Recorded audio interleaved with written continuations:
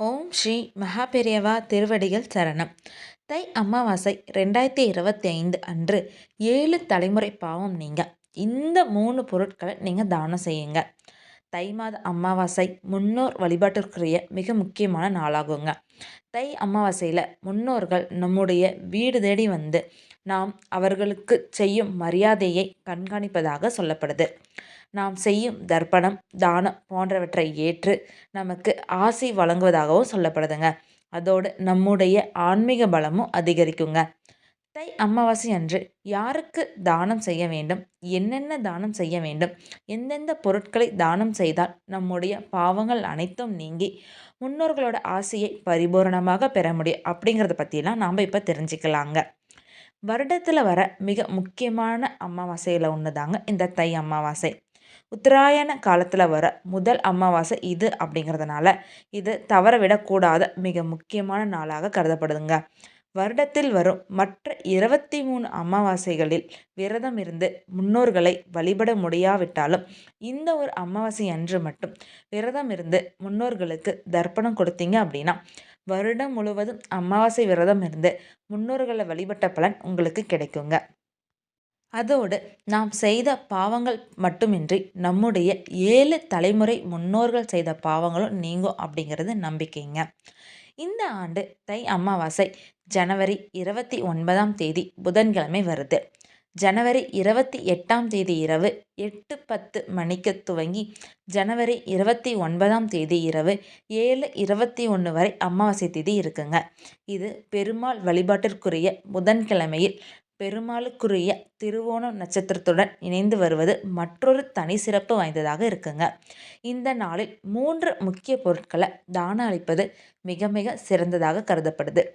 தை அமாவாசை அன்று எந்தெந்த பொருட்களை தானம் செய்ய வேண்டும், யாருக்கு தானம் அளிக்க வேண்டும், எந்த மாதிரியான பொருட்களை தானம் அளித்தால் நவகிரக தோஷங்களிலிருந்து விடுபட முடியும் அப்படிங்கிறத பற்றி இப்போ நம்ம தெரிஞ்சு கொள்ளலாங்க. தை அமாவாசையில் முன்னோர்களுக்கு பித்ரு தர்ப்பணம் அளிப்பதுடன் தானம் வழங்குவது மிக மிக முக்கியமானது. அதிலும் அந்தணர்களுக்கு தானம் வழங்க வேண்டும் அப்படின்னு கூட சொல்லுவாங்கங்க. எல்லா அந்தணர்களுக்கும் தானம் அளிக்கக்கூடாது. முன்னோர்களுக்கு தர்ப்பண காரியங்கள் செய்து வைக்கும் அந்தணர்களுக்கு மட்டுமே தானம் அளிக்கணுங்க. அமாவாசை என்பது சந்திரனுக்குரிய தினம் அப்படிங்கிறதுனால சந்திரனுக்குரிய பொருட்களான வெள்ளை நிற வஸ்திரங்கள், பச்சரிசி, பச்சை காய்கறிகள் ஆகிய 3 பொருட்களை தானம் அளிப்பது சிறப்பு வாய்ந்ததாக சொல்லப்படுதுங்க. தர்ப்பண காரியங்கள் செய்யும் அந்தணர்களுக்கு இந்த 3 பொருட்களை தானம் அளிச்சிங்க அப்படின்னா அது முன்னோர்களுக்கு சென்று சேரும் அப்படிங்கிறது நம்பிக்கைங்க. இது தவிர சனிகார காத்துவம் உடையவர்களுக்கு தானம் அளிப்பது சிறந்ததுங்க. அதாவது மாற்றுத்திறன் கொண்டவர்கள், சாலையோரங்களில் வசிப்பவர்கள், அனைவராலும் கைவிடப்பட்டவர்கள் ஆகியோர்களுக்கு உதவி செய்வது சிறப்பு வாய்ந்ததுங்க. சாலையோரங்களில் யாசகம் வாங்கி சாப்பிடுபவர்களுக்கு உணவளிப்பது, சாலையோரம் வசிப்பவர்களுக்கு போர்வை வாங்கி கொடுப்பது மிகவும் நல்லதுங்க.